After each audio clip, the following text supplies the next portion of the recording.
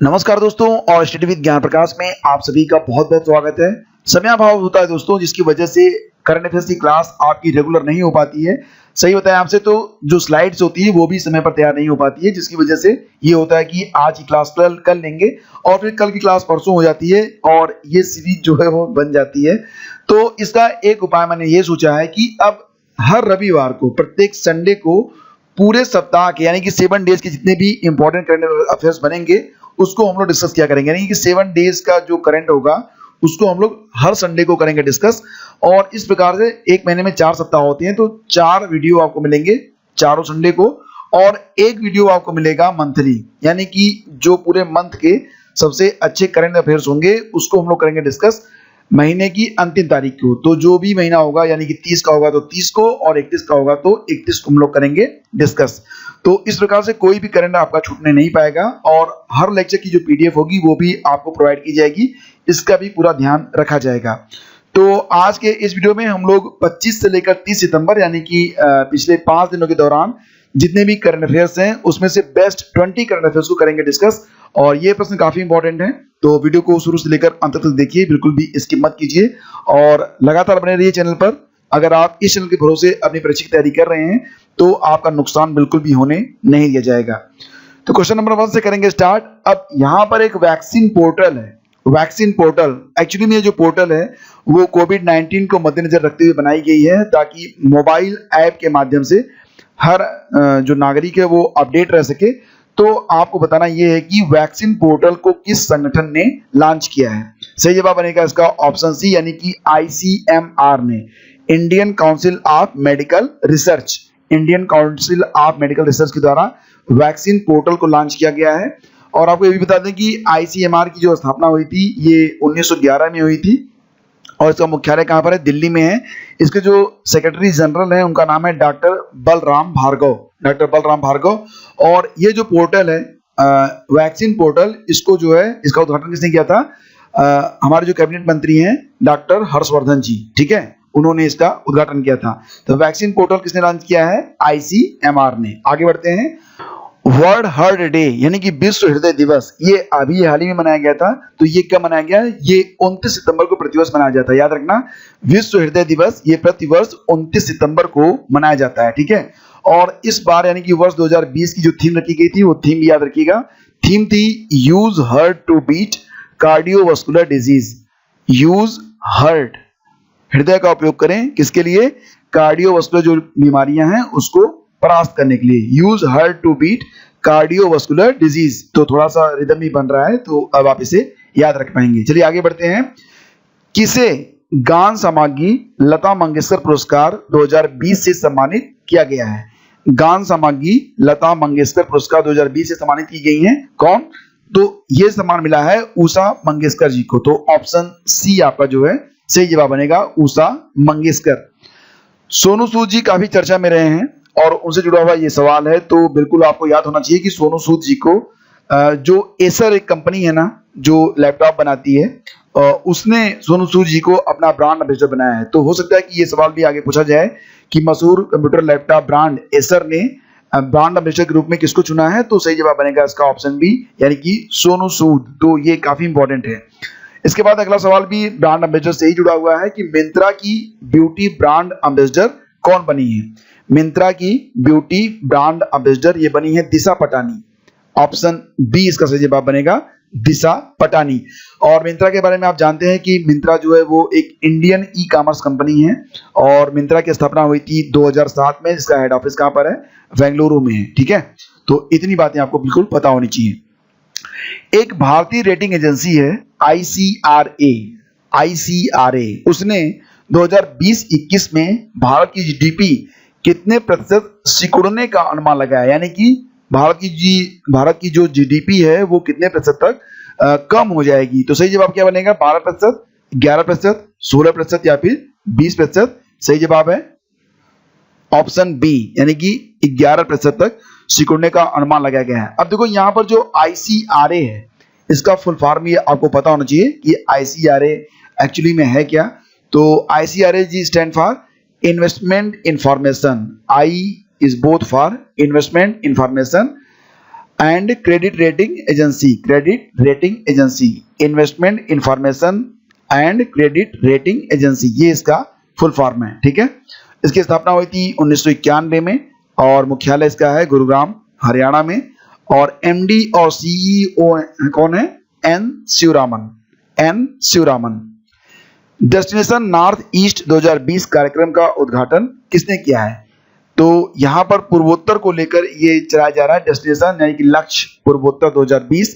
तो ये जो कार्यक्रम है इसका उद्घाटन किया गया है नॉर्थ ईस्ट काउंसिल जो बनाई गई है उसके अध्यक्ष कौन है? अमित शाह जी, जो कि हमारे गृह मंत्री भी हैं, उनके द्वारा ये जो कार्यक्रम है उसका शुभारंभ किया गया है। तो ऑप्शन ए हमारा सही जवाब बनेगा।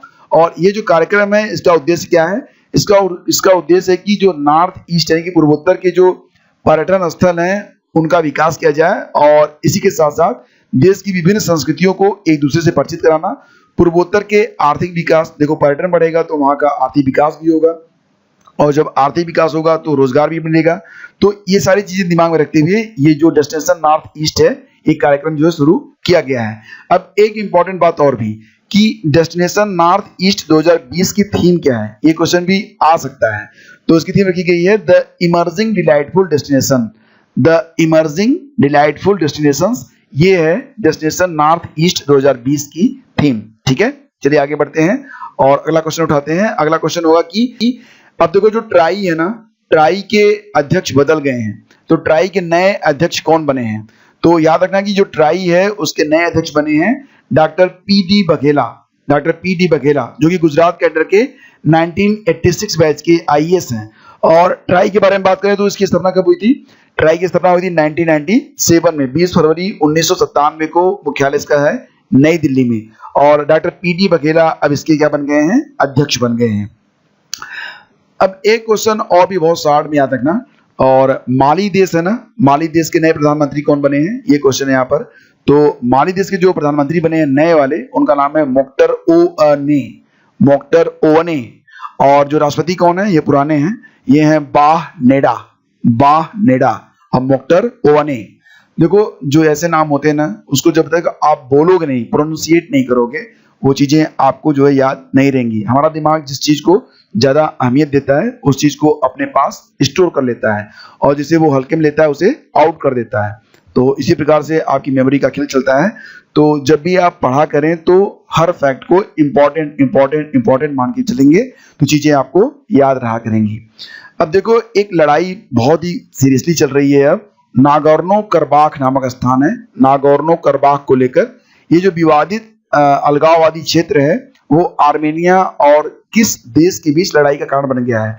सूचना ये आ रही कि वहां पर अब तक 2 हेलीकॉप्टर गिरा दिए गए हैं, 100 से अधिक लोग घायल हुए हैं और तमाम लोग मारे भी गए हैं। तो ये जो लोकेशन है आर्मेनिया और अजरबैजान के बीच में है। तो थोड़ा सा मैप देख लेते हैं, मैप से आपको ठीक से समझ में आ जाएगा। तो अच्छा, आर्मेनिया क्या है? आर्मेनिया ये पश्चिम एशिया और यूरोप के काकेसस क्षेत्र में स्थित एक पहाड़ी देश है। इसकी राजधानी एरेवन है। और अजरबैजान की राजधानी कहाँ है? बाकू। और ये कैस्पियन सागर और काकेसस पर्वत से घिरा एशिया और यूरोप में फैला एक देश है। तो दोनों देश पड़ोसी देश हैं। अब थोड़ा सा देख लेते हैं भारत के सापेक्ष इसकी लोकेशन क्या है। अब यहाँ पर अगर आप देखोगे तो भारत के सापेक्ष इसकी लोकेशन क्या है एग्जैक्टली? तो देखो ये इसकी लोकेशन बन रही है कहाँ पे? देखो ये हो गई हमारी दिल्ली हो गई, मतलब भारत हो गया। ये लोकेशन आप देख रहे हो ना, ये है भारत, ये हमारा प्यारा भारत हो गया। अब यहाँ से आपको जाना है, किधर जाना है? अफगानिस्तान निकल जाओ, पाकिस्तान होते हुए अफगानिस्तान, अफगानिस्तान होते हुए फिर यहाँ पे जब आप आओगे, मतलब अजरबैजान कहाँ पे है? ये हो गया अजरबैजान और ये हो गया आर्मेनिया। तो यहाँ पर जो है लड़ाई हो रही है। थोड़ा सा इसको और क्लियर करते हैं। तो ये तस्वीर देखो आप, अब आप समझ जाओगे। तो ये तस्वीर देखो आप, ये अजरबैजान है पीला वाला और ये आर्मेनिया है जो हल्के पीले में है। और ये जो नारगो काराबाख नारगोना का है, नागोर्नो करबाख है, ये लाल वाला ये वाला एरिया है। ठीक है, तो ये बिल्कुल जो है पाकिस्तान और भारत के बीच में जो कश्मीर है उसी प्रकार से एक विवादित क्षेत्र है। इसको लेकर दोनों देशों में आपस में इसमें ठन गई है और काफी सीरियसली जो है लड़ाई स्टार्ट हो गई है। अगला क्वेश्चन लेते हैं कि हाल ही में मुख्यमंत्री किसान कल्याण योजना की शुरुआत किस राज्य ने की है? मुख्यमंत्री किसान कल्याण योजना की शुरुआत किस राज्य ने की है? ये क्वेश्चन यहाँ पर पूछा जा रहा है। और इसका जो सही जवाब है वो क्या बनेगा? देखो ये किसान कल्याण योजना जो है वो मध्य प्रदेश सरकार के द्वारा शुरू की जा रही है। तो ये जो योजना है ना, वो अभी आपने देखा होगा पीएम किसान नामक एक योजना चलाई गई थी, प्रधानमंत्री किसान सम्मान निधि, तो उसी की तर्ज पर इसे भी लॉन्च किया गया है। अच्छा, आप कमेंट करके ये बताओ कि पीएम किसान योजना के अंतर्गत किसानों को कितने रुपए की सालाना जो है मदद दी जाती है? सालाना मदद पीएम किसान के अंतर्गत सालाना जो मदद है वो कितने रुपए की होती है? अब मैं आपको ये बताता हूँ कि ये जो योजना चलाई गई है मुख्यमंत्री कल्याण योजना, मुख्यमंत्री किसान कल्याण योजना, इस योजना के अंतर्गत कुल 1,75,000 जो किसान हैं उनके खाते में 4,000 रुपए यानी कि 2,000 रुपए की 2 किस्त डाली जाएगी सालाना। ठीक है, एक रबी फसल के लिए, एक रबी के बाद 2 फसलें होती है ना, एक रबी होती है दूसरी खरीफ होती है। रबी के अंतर्गत वो फसलें जो ठंडी में उगती हैं यानी कि गेहूं के साथ, और खरीफ के साथ, खरीफ कौन सी फसल होती है? खरीफ धान के साथ उगने वाली जो फसलें होती हैं वो खरीफ होती हैं। और एक टाइप और होता है जायद। जायद मतलब इसको आप एक्स्ट्रा में मान सकते हो, ये दोनों फसलों के बीच में उत्पन्न होती है। तो जो खरबूज और तरबूज होते हैं ना, वो जायद की फसल के अंतर्गत आते हैं। तो ऐसे इसको आप याद रखोगे तो कुछ भूलेगा नहीं आपको।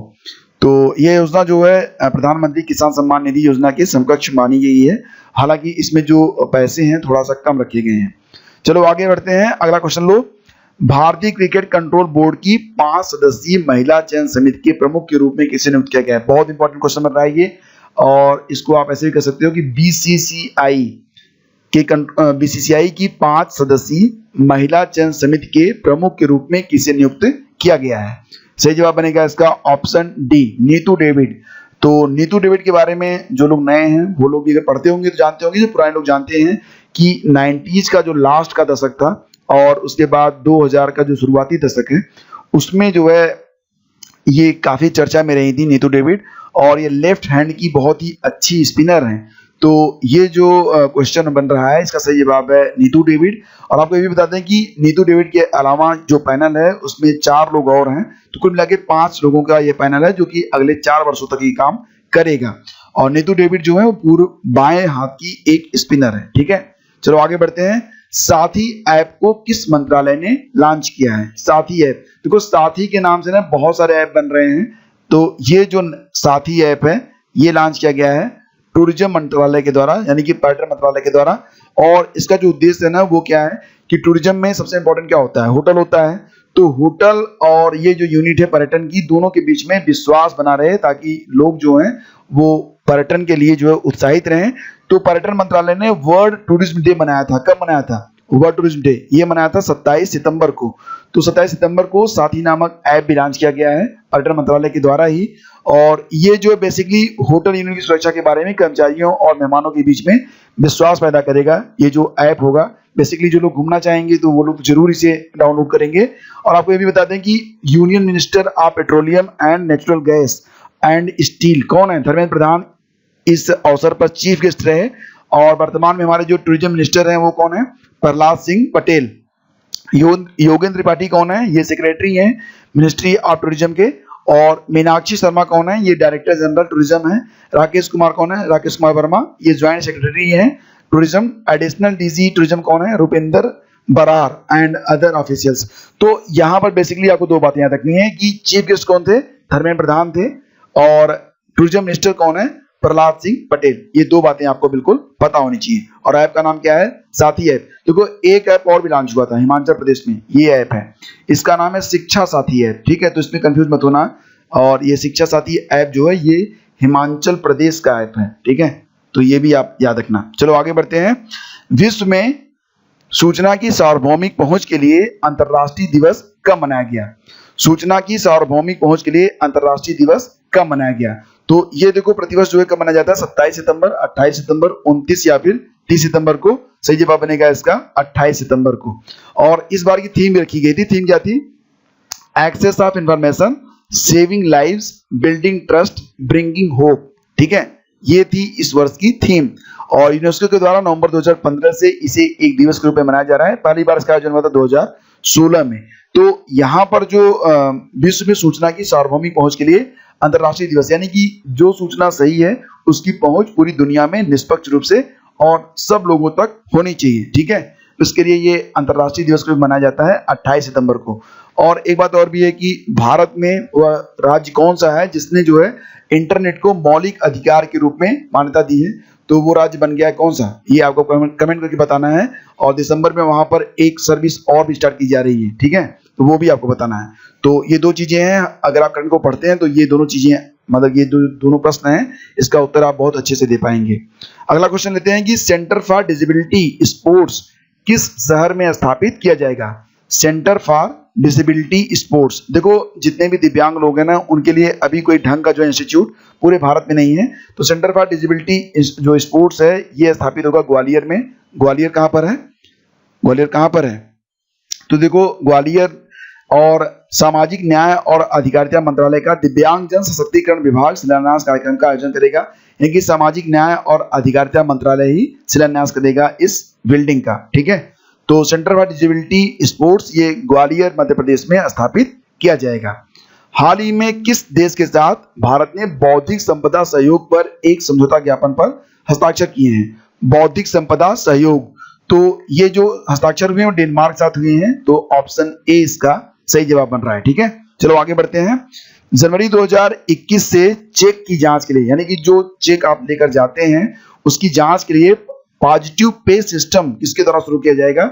और इसमें क्या होगा कि आपके मोबाइल फोन में संबंधित बैंक का एक ऐप होगा, उसको आपको जो है पहले तो इंस्टॉल करना होगा।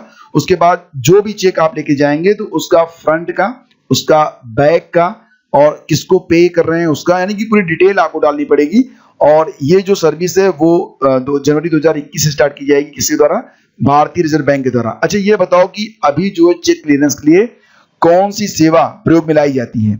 वर्तमान में बैंक में चेक क्लियरेंस के लिए किस प्रकार की सेवा जो सर्विस प्रयोग में लाई जाती है उसको क्या कहते हैं, ये आपको बताना है, ठीक है। चलो बता देता हूं, इसको कहते हैं चेक ट्रंकेशन सिस्टम, यानी कि सीटीएस, ठीक है। चलो आगे बढ़ते हैं। और अंत्योदय दिवस निम्नलिखित में किस योजना को मनाने के लिए मनाया जाता है। अब देखो क्वेश्चन थोड़ा सा देखो, अंत्योदय दिवस निम्नलिखित में किस योजना को मनाने के लिए मनाया जाता है। एनीवे याद रखना कि ये जो दीनदयाल उपाध्याय ग्रामीण कौशल योजना है, इसी को जो है अंत्योदय दिवस के रूप में सेलिब्रेट किया जाता है और ये 2014 से ही मनाया जाता है, ठीक है। 2014 में क्या हुआ था कि पंडित दीनदयाल उपाध्याय जी की 98वीं बर्थ एनिवर्सरी थी, जन्म दिवस था उनका। और इसी वजह से 2014 से इसे जो है अंत्योदय दिवस के रूप में मनाया जाता है। 25 सितंबर होता है तारीख भी याद रखना, 25 सितंबर को। तो ये जो पंडित दीनदयाल उपाध्याय ग्रामीण कौशल योजना के रूप में मनाया जाएगा, ठीक है, अंत्योदय दिवस को 25 सितंबर को। हाल ही में Friday for future movement, 3 F आ रहा है ना, इसको आप FFF मूवमेंट भी कह सकते हो। FFF मूवमेंट का नेतृत्व किसके द्वारा किया गया। सही जवाब बनेगा इसका युवाओं और छात्रों के द्वारा। क्यों किया गया था, आपने सुना होगा कि स्वीडन एक देश है, स्वीडन, वहां की एक 17 वर्ष की किशोरी है जिनका नाम क्या है, ग्रेटा थनबर्ग। पिछली बार जो नोबेल दिया जा रहा था तो इनका भी नाम चर्चा में था, हालांकि उम्र कम होने की वजह से माना जा रहा है कि इनको नहीं मिला था। ग्रेटा थनबर्ग जो है ये बहुत मशहूर इन्वायरमेंटल एक्टिविस्ट हैं, पर्यावरण कार्यकर्ता हैं, और उन्हीं से प्रेरित होकर भारत में भी छात्रों और युवाओं ने FFF मूवमेंट को स्टार्ट किया था। अब इसमें क्या किया गया था, तो इसमें जो है पर्यावरण, वन और जलवायु परिवर्तन मंत्रालय, यानी कि ministry of environmental, forest and climate change के बाहर उन्होंने विरोध प्रदर्शन किया और कहा कि जो पर्यावरण में बदलाव हो रहा है, इन्वायरमेंट में जो चेंज हो रहा है, उसके प्रति सरकार का जो क्या नजरिया है उसको जो है स्पष्ट किया जाए, FFF मूवमेंट। आगे बढ़ते हैं और ये इस वीडियो का अंतिम प्रश्न होगा। यूराइज नामक एकीकृत वेब पोर्टल लॉन्च करने वाला प्रदेश कौन सा है। तो देखो ये जो यूराइज नामक वेब पोर्टल है ना, इसे उत्तर प्रदेश सरकार ने लॉन्च किया है। और आपको पता है NEP के बारे में, नेशनल एजुकेशन पॉलिसी 2020 के बारे में, तो एक्चुअली में इसी को जो है आधार देने के लिए ये जो पोर्टल है यूराइज, इसे लॉन्च किया गया है। और इस प्रकार का जो पोर्टल है उसे लॉन्च करने वाला यूपी जो है वो पहला जो है प्रदेश भी बन गया है। तो यूराइज नामक जो एकीकृत वेब पोर्टल है वो यूपी सरकार ने लॉन्च किया है, ठीक है। तो ये हो गए आज के top 20 MCQs of last 5 days. उम्मीद करता हूं कि आपने वीडियो को खूब एंजॉय किया होगा, आपको खूब आनंद आया होगा। तो इसी प्रकार से हम करंट अफेयर्स को अच्छे से हल करेंगे ताकि आपकी तैयारी बहुत अच्छे से चलती रहे और आपको बहुत जल्दी सिलेक्ट भी होना है। मेरा पूरा प्रयास है कि आप मतलब इस बार जरूर सिलेक्ट हो जाएं, ठीक है। तो सहयोग आप लोग देते रहिए, वीडियो को कोई भी छोड़िए मत, हर वीडियो को वॉच करते रहिए, लाइक और शेयर भी आप लोग किया करें, ठीक है। क्योंकि मैं देखता हूं कि आप लोग लाइक नहीं करते हो, वॉच तो करते हैं बहुत सारे लोग, लेकिन लाइक कोई नहीं करता है। तो भाई लाइक भी करो, ठीक है। मिलते हैं आपसे अगले वीडियो में, आज्ञा दो, नमस्कार, जय हिंद।